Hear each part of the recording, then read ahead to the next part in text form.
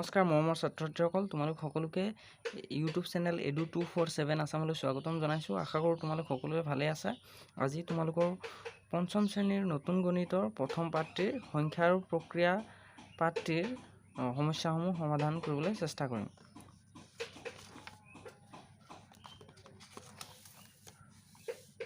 আজি আমি এই তথ্যখিনি প্ৰথম অধ্যয়ন কৰিম, তাৰপিছত তলত দিয়া প্ৰশ্নখিনি সমাধান কৰিম।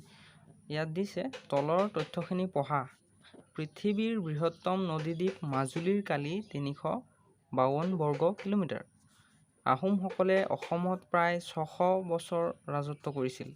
আকবৰে ১৫৫৬ খ্ৰীষ্টাব্দৰ পৰা, অৰ্থাৎ আমি এনেকৈও পঢ়োঁ ১৫৫৬ খ্ৰীষ্টাব্দৰ পৰা ১৬০৫ খ্ৰীষ্টাব্দলৈ, অৰ্থাৎ ১৬০৫ খ্ৰীষ্টাব্দলৈ শাসনভাৰ চলাইছিল। গুৱাহাটীৰ পৰা দিল্লীৰ দূৰত্ব ১৯৩০ কিলোমিটাৰ। ২০১৮ চনৰ পিয়ল মতে কাজিৰঙাত গড়ৰ সংখ্যা ২৪১৩টা।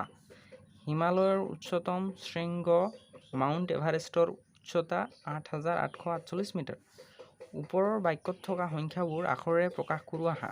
এইখিনি যিখিনি সংখ্যা দিয়া হৈছে এইখিনি আমি আখৰত লিখিব কৈছে। আমি আখৰত কেনেকৈ লিখিম এটা তোমালোকক কৰি দিয়া হৈছে। সংখ্যাটো হৈছে ৩৫২। এই সংখ্যাটো আখৰে লিখিছে এনেধৰণে ৩৫২। বাকীখিনি আমি কৰিব লাগে। বাকীখিনি আমি কেনেকৈ কৰিম?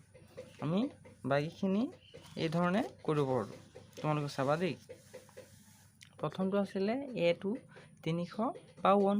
আমি এনেধৰণে আখৰে লিখিম ৩৫২। ৬০০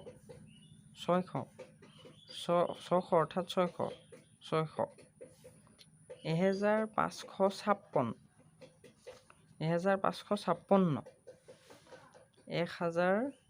১৫৫৫ পিছৰটো ১৬০৫ ১৬০৫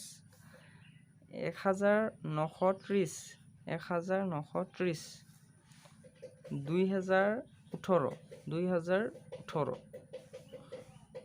২৪১৩ ৮৮৪৮ আমি এই ধৰণে ধুনীয়াকৈ লিখিব পাৰোঁ। তোমালোকে নেওতাৰ সহায়তো লিখিব পাৰা। নেওতাত এনেকৈ আছে, ধুনীয়াকৈ চাই লৈ তোমালোকে লিখিব পাৰা। আৰু এইখিনি মনত ৰাখিবা, পৰৱৰ্তী পিছলৈ তোমালোকক লাগিব। গতিকে আজি ভিডিঅ'টো ইমানেই। তোমালোকে ভাল লাগিলে লাইক শ্বেয়াৰ কৰিবা, বুজি নাপালে কমেণ্টত জনাবা। ধন্যবাদ।